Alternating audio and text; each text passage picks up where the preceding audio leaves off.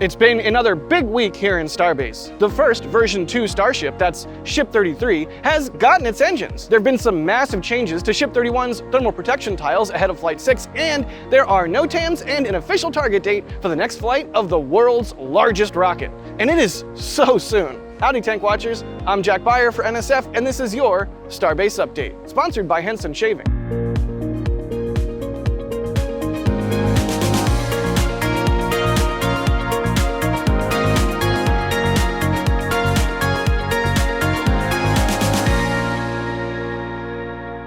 Before we go wild with the SpaceX update and the flight date for Flight 6, let's check in on all the other very interesting details that happened over the week at Starbase. Over at Megabay 2, we spotted some interesting work happening.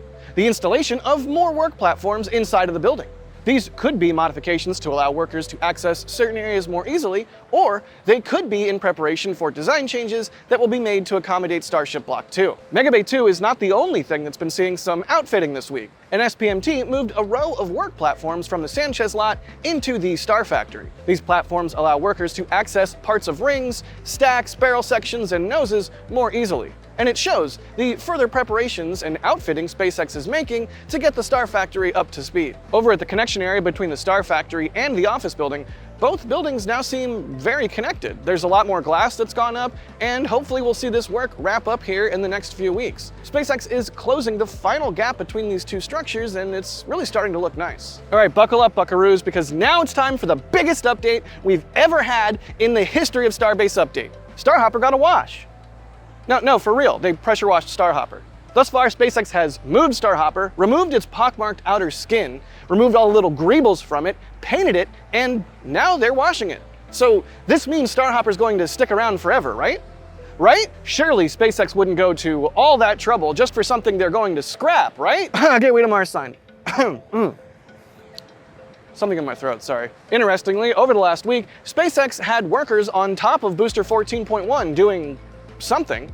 Booster 14.1 is currently placed at the Rocket Garden next to other prototype vehicles. As usual, we don't know what's going on here, but we'll keep our eyes peeled.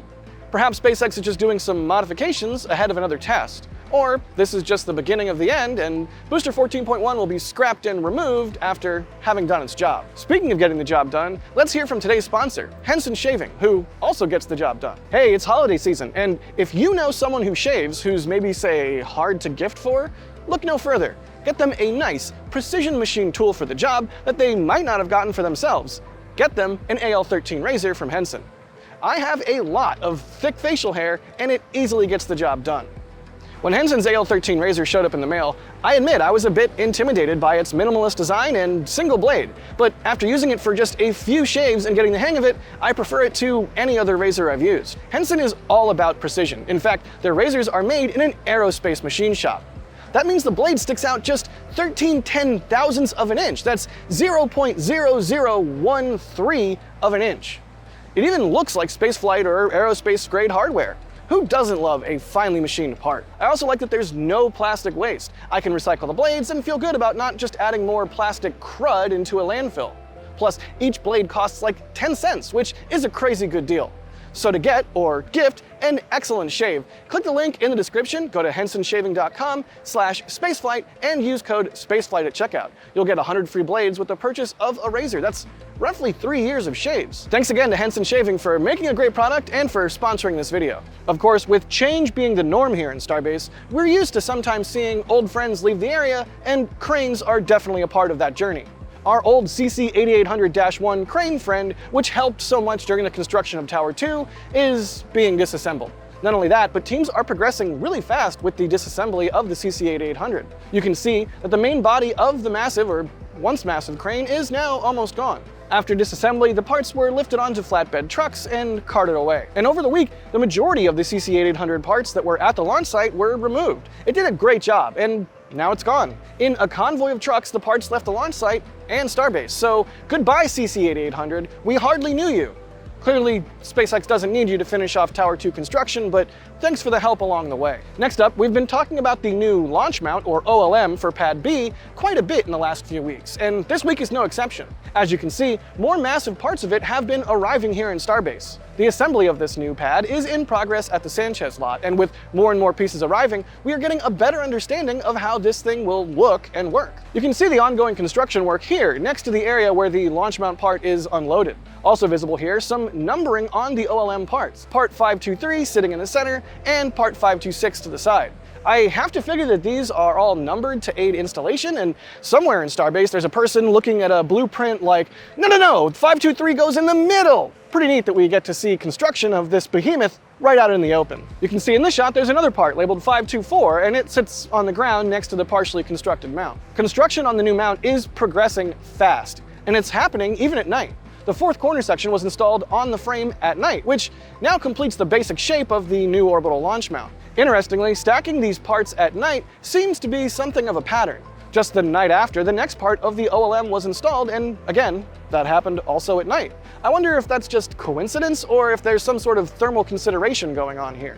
Indeed, sometimes we get lucky and do catch a OLM part lift during the day. The lift of section 525 happened during daylight, which is apparently not a corner section, but a side section that was placed on the frame. Once again, all of this is happening very fast, as the fine work of connecting and detailing will take most of the time, but it's good to see that the initial assembly of these large pieces is happening so fast. And just like that, 3 OLM wall parts and 4 corners are nicely installed. Now let's check in with other parts of the new tower. We can see the massive carriage system and chopsticks for Tower 2 are still covered in scaffolding. That at least gives us a good indication of when we should expect rollout of these parts, which is probably going to happen after the scaffolding is gone. Remember all the shielding and reinforcements that the Pad A chopsticks got like a few months ago? Well, SpaceX is continuing to use this time to equip all the new shielding and reinforcements on all of the hardware for Tower 2. And speaking of Tower 2, Starbase's second launch tower had more of its safety nets removed this week as well, which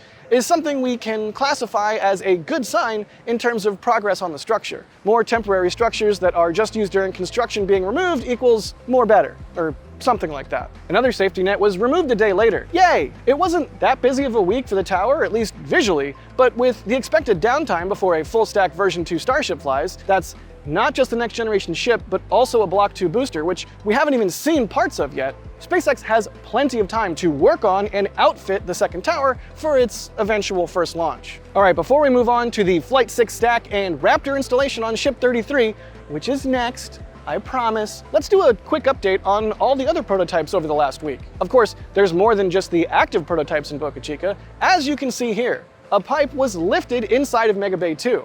This is expected to be the transfer tube for Ship 34, which is still under construction and will connect its center engines to the methane tank. Checking in on other partially constructed prototypes, we can see the nose cone we've been tracking in the Star Factory, that's Ship 35's nose cone, still being relatively bare. 2 sheets of the material that goes below the thermal protection system tiles are being applied, so it does appear close to receiving a lot of tiles on this one side very soon.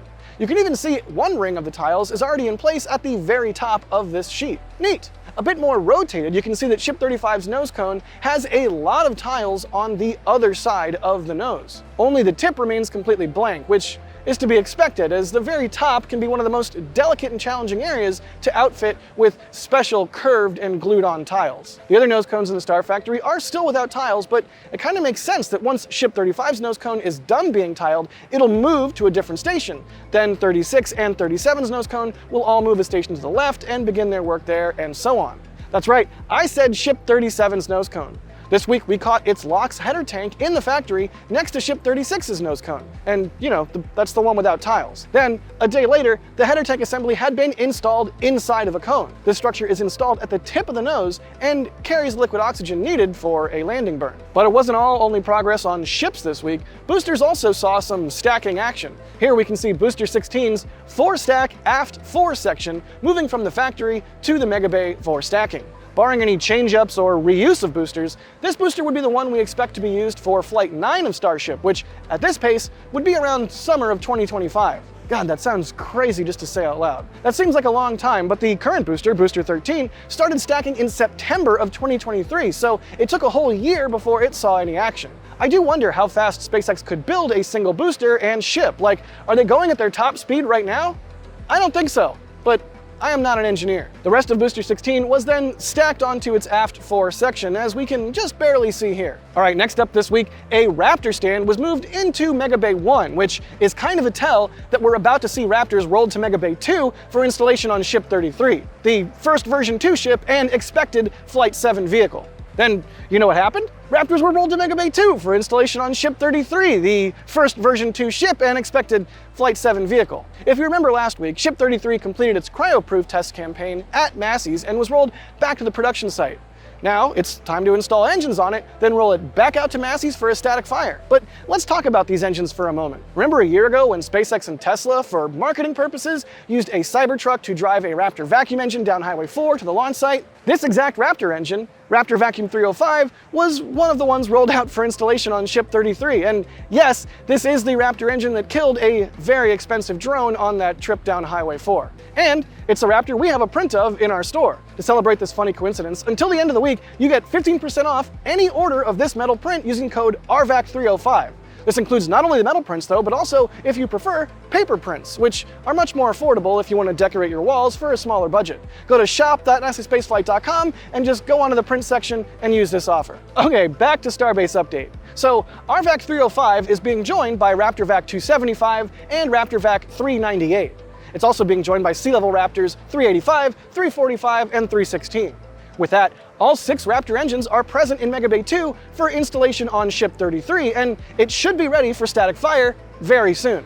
Although with such a short time before Flight 6, it's probably unlikely that it'll be static fired before the next flight, but it could be close, and they could roll it out to Massey's any day for static fire testing ahead of its own flight, Flight 7. This also confirms that the initial ship versions of version 2 will indeed not use the upgraded version 3 Raptor engines, but that change might come more later down the line. These engines are classic Block 2 Raptor engines, which we have known for so long now. However, they are a little bit different, as some of the hardware seems to have changed, and this might be more of a Raptor version 2.5. It looks like some of the controllers and pipes have been relocated slightly. I don't know, hopefully we'll know more as they get closer to flying this first next generation vehicle. Speaking of flying a Starship, if you want to do that, you kind of need a working launch mount. And it seems SpaceX is performing some final checkouts on Pad A's mount before the return of a stack. SpaceX is preparing this infrastructure for flight and catch as fast as they can, because as we'll see, Flight 6 is supposed to happen really frickin' soon. Here we can see 2 workers at the booster quick disconnect, which is currently open. Specifically, they're not working on the QD itself, which is a little bit lower, but looks like they're working on the hinge that opens and closes the cover of the QD. The Orbital Launch Mount itself saw some activity as well, with man lifts present at different vents and areas of the pad. The likely reason for this is inspection before stacking in flight, which would make sense and happens every time before a launch. All right, now let's talk about the Flight 6 stack. There is so much news about the flight stack, but let's check in first with the prototypes as we can see them. Ship 31 is hanging out and has had a bunch of tiles removed from its surface. The cool part is that there is a reason for this that we actually got to learn, and we'll talk about it in a second. And no, the reason was not to make space for this hilarious banana for scale decal, which is now featured on the side of Ship 31. Although, that would be pretty funny. You can even see a little tiny for scale written on the banana that the other banana is holding. The ship thermal protection system removal seems to be almost complete, with as much as 8 rows removed from the sides of the ship. This will, if successful, save a bunch of weight on the vehicle.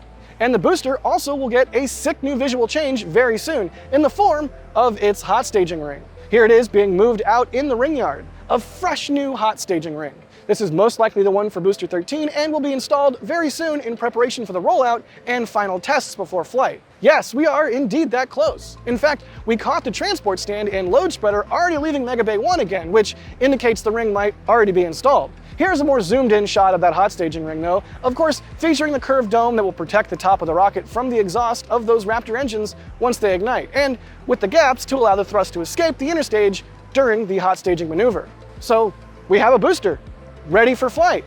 Unless they take it off and install it at the launch site again like they did for Flight 5. I don't know, we'll see. We'll have to wait and see if SpaceX will also recover this hot stage ring as they did with the last one, which, in case you missed it, was fished out of the Gulf of Mexico by HOS Ridgewind. So when will the stack go to the pad? Good question. And we might have some answers. Road closures are scheduled for November 11th, November 12th, November 13th, and November 14th. The November 11th, 7 p.m. to 10 p.m. road closure is most likely for the rollout of one of the two vehicles, while the second, in the morning of November 12th, is a backup closure according to the update document from the sheriff and county judge. After that, we have a road closure on November 13th, which could be the rollout for the second part of the vehicle, with more closure backups in place. In theory, SpaceX does not use road closures anymore for lifts, so after that, a stack could happen at any moment, and we'll just have to wait and see what exactly SpaceX is cooking, and when we'll see a full stack finally back on the pad again is anybody's guess. But either way, it's going to happen soon. Of course, all of these times are subject to change, but it seems likely that by the next Starbase update, we might have a stack on the pad, or, well, maybe it won't even be on the pad anymore, because we got some new major updates on the Flight 6 front. It started with a NOTAM issued by the FAA, which informed us that SpaceX is targeting the 18th of November. Yes, that is next week for the 6th flight of Starship and the next landing of a Super Heavy booster. This update was quickly followed by SpaceX confirming that this is indeed the target. Quote, Starship's 5th flight test was a seminal moment in iterating towards a fully and rapidly reusable launch system. Next up, the 6th flight test of Starship is targeted to launch as early as Monday, November 18th, end quote. So, wow, what an update. And this blog post had so much juicy information for us. For example, the window on Monday will be 30 minutes, but unlike the other flight attempts, this won't be in the morning. This window opens at 4 p.m. Central Time, so later in the evening. This is to ensure that the landing of the ship will be in daylight in the Indian Ocean, so not only do we get great daylight views, but we'll also get splashdown potentially in daylight, so fingers crossed for that. And then there's even more awesome information. SpaceX confirmed that they're going to attempt a catch of a booster again, and also with the ship go for an in-space ignition of a single Raptor engine to demonstrate the capability of Raptor to ignite in zero-G environments. Let's dissect this. For the booster landing, SpaceX confirms that hardware and software upgrades are in place to make the booster more redundant to propulsion errors. They also increased the structural strength of the vehicle at key areas. The detanking is also expected to go faster this time, and the commit criteria for the landing has been updated. Similar to Flight 5, a manual command from the flight director needs to be given before a landing attempt is made. And SpaceX is stating that this is to make no compromise in ensuring the safety of the public and their team. So only if everything goes right, again, we'll see another catch attempt. The ship in space burn is, according to SpaceX, to demonstrate the capabilities required to conduct a ship deorbit burn. This is, of course, to demonstrate the safety and reliability of that to make sure that further missions, which will go to an actual orbit, are controllable after the payload is deployed. This is an incredibly important step to reach Starship payload readiness. And next, more information, the heat shield. SpaceX explains why the heat shield on the ship was partially removed. This is to test a profile that would be catch enabling, as that area will not be covered with thermal protection tiles for a catch attempt. For the chopsticks to be able to grab onto the ship, that area needs to be clear and not have easily damageable tiles. So SpaceX is closing in on ship reusability. Related to that, Cathay leaders announced in a talk that they want to be able to recover a Starship in the next 6 months. So maybe Flight 7 or Flight 8? Maybe a bit later? Either way, that would be amazing. And SpaceX wants to launch Starship 25 times in 2025. That is a cuckoo bananas pace that we cannot wait to cover all next year. For the final few updates, the ship will fly an intentionally higher angle of attack to stress the limits of flap control even further and gain more knowledge about the envelope of flap control. Of course, down the line, SpaceX wants to reuse the ship, and to do that, they need to catch it with the chopsticks. So it sounds like once again they want to gain additional understanding of the vehicle and its control as much as possible. And at the very end, we get a short glimpse of the updates to Starship version 2. Quote, future ships, starting with the version planned for the 7th flight test, will fly with significant upgrades, including redesigned forward flaps, larger propellant tanks, and the latest generation tiles and secondary thermal protection layers as we continue to iterate towards a fully reusable heat shield. Learnings from this and subsequent flight tests will continue to make the entire Starship system more reliable as we close in on full and rapid reusability. End quote. What an exciting update to read! And we even got a timeline attached to that confirms to us that SpaceX is undergoing some profile changes for the next flight of Starship. Let's look at the pre-launch timeline. Here, not that much changes, but there are some adjustments based on learnings from Flight 5. For example, the ship LOX load now starts 41 seconds earlier at 41:29 versus 48:40 on Flight 5. The same goes for booster fuel load and LOX load. In general, it seems the milestones moved a bit earlier than on previous flights. So either the fuel load is increased or the fuel loading is a bit more gentle than on previous flights. The real interesting things happen after liftoff. For example, stage separation is a whole 3 seconds earlier than on Flight 6, and the boost back is 4 seconds earlier than on Flight 5. However, the landing burn starts 5 seconds later, so maybe the booster will put more energy in less time into the flight, reaching a higher altitude, which would mean the Raptors overall run on a higher thrust. For Ship 31's flip and burn maneuver, we have a difference as well. While on Flight 5, the landing flip happened at 1 hour, 5 minutes, and 15 seconds, for Flight 6, it happens 19 seconds earlier at 1 hour, 4 minutes, and 56 seconds. Quite a few changes, which likely come down to different trajectory angles, the in-space burn, and of course, learning lessons that SpaceX has over time. Thanks to Alex for collecting all of this data, which was super useful in making this video. So what's left for SpaceX if they really do want to fly on Monday? Actually, not that much. Friendly reminder that the launch license is already in place. No regulatory whaling this time. They just need a marine hazard zone, which might already be up by the time you watch this, a TFR for the area, and a road closure for flight. Both vehicles are close to, if not fully ready, so we really are that close to Flight 6. The expectation is that we might not even see any further wet dress rehearsal or full stack testing with this flight, potentially, as they only did a mini wet dress rehearsal on Flight 5. So yes, a Starship flight on Monday, a week from the day that you watch this, hopefully you watch this on the day that it comes out, a week from today is entirely possible. So this might actually be the last Starbase update before Flight 6. It's crazy how fast all this is happening. Of course, NSF will be live with a stakeout and live stream for everything all over again, so watch your feeds for that, and we'll bring back Countdown to Launch starting today and every day this week. Thanks again to Henson Shaving for making a great product and for sponsoring this video. To get or gift an excellent shave, click the link in the description, go to hensonshaving.com/spaceflight and use code SPACEFLIGHT at checkout. You'll get 100 free blades with the purchase of a razor. That's roughly 3 years of shaves. Thanks for watching as always, and don't forget, be excellent to each other.